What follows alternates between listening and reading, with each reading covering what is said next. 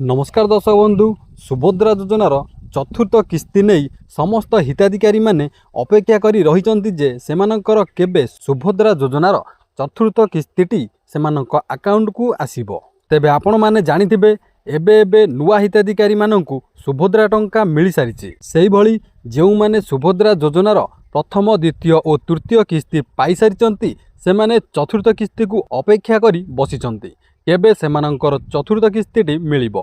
तेबे दर्शक बंधु चतुर्थ किस्तीर फाइनाल डेट टी घोषणा हो सारी। श्रीमती प्रभाती परिडा चतुर्थ किस्तीर फाइनाल तारीखटी घोषणा कर देइचंती।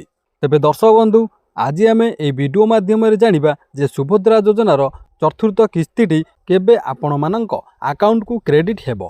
ता पूर्व जदि आपण माने चैनल को नुआ करी आछंती चैनल को सब्सक्राइब करबा सह पाखरे थिबा बेल आइकन को प्रेस करंतु जहा द्वारा प्रतिदिन अपलोड हेउथिबा वीडियो गुड़िक सर्वप्रथमे आपण माने देखि परिबे।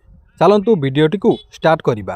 तेबे दर्शक बंधु आपण माने जानिथिबे राज्य सरकारक फ्लैगशिप स्कीम सुभद्रा योजना रे तीनोटी किस्ती टंका हिताधिकारी खाता को आसी सारिछि। तीनोटी किस्ती रे मोट 15,000 टंका पाई सारिछंती 1 कोटी अधिक हिताधिकारी। यह सहित गत 22 तारिख रे नुआ करी आवेदन करिथिबा एवं पूर्व किस्ती पाई नथिबा महिलांक खाता को टंका पठाइथिले राज्य सरकार।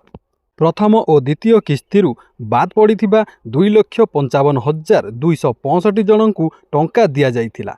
सेमाने एक समय रे पाइथिले दुईटी किस्ती। सेहीपरि अभियोग शुणाणी रे 24,018 जन हिताधिकारी को सुभद्रा टंका दिया जाइथिला। समस्तंक खाता को गत 22 तारिख रे सुभद्रा टंका आसीछि। एककालीन 315 कोटी टंका पठाइथिले राज्य सरकार। एथर मोट 4,57,681 जन महिला को सुभद्रा टंका मिलिथिला। सेही भली नुआ करी आवेदन करिथिबा 1,78,398 जन महिला खाता को सुभद्रा योजनार प्रथम किस्ती टंका जाइथिला। तेबे चतुर्थ किस्ती टंका केबे आसीबो केउ माने पाइबे समस्त योग्य हिताधिकारी निकटरे सुभद्रा योजना टंका पहुंचाइबा नहीं पूर्वर भी घोषणा करि सारिचंती राज्य सरकार। महिला दिवस अर्थात 2026 मार्च 8 तारिख रे मिलिबो सुभद्रा योजनार चतुर्थ किस्ती टंका। राखी पूर्णिमा रे मिलिथिला तृतीय किस्ती टंका।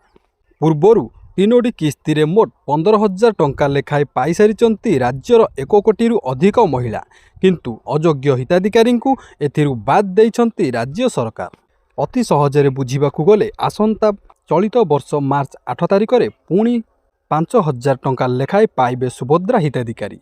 तेबे नुआ हिताधिकारी आवेदन करिपारिबे कि नहीं से नहीं परवर्ती समय रे सूचना देई पारंती राज्य सरकार। ओडिशा रे प्रथम थर पई बीजेपी सरकार गठन करिबा परे फ्लैगशिप योजनार सुभद्रार शुभारंभ करा जाइथिला।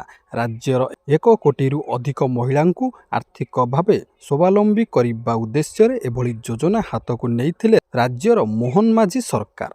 यही योजना बेस लोभाभिमुखी मध्य होइथिला। तेबे दर्शक बंधु आपण माने तो जानिले सुभद्रा योजनार चतुर्थ किस्ती केबे मिलिबो। चलित वर्ष मार्च मास 8 तारिख दिन सुभद्रा योजनार चतुर्थ किस्तीटी मिलिबा पई जाउची।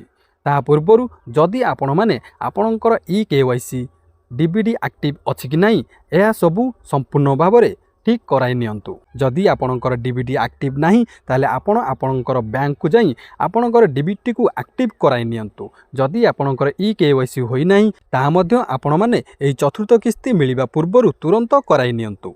जदि आपण माने आपणकर डीबीडी एक्टिव अछि कि नहीं KYC कंप्लीट होईछि कि नहीं जानि पारु नांती तेबे आपण माने सुभद्रा योजनार ऑफिशियली वेबसाइट को जाई आपणकर स्टेटस टी को चेक करि नियंतु। चेक करिबा द्वारा आपण माने जानि परिबे जे आपणकर डीबीडी एक्टिव अछि कि नहीं। तेबे दर्शक बंधु आपण माने एई सबु काम गुड़िक सुभद्रा योजनार चतुर्थ किस्ती मिलिबा पूर्वरु कराई नियंतु नचेत आपण सुभद्रा योजनार चतुर्थ किस्ती वंचित रहिबे।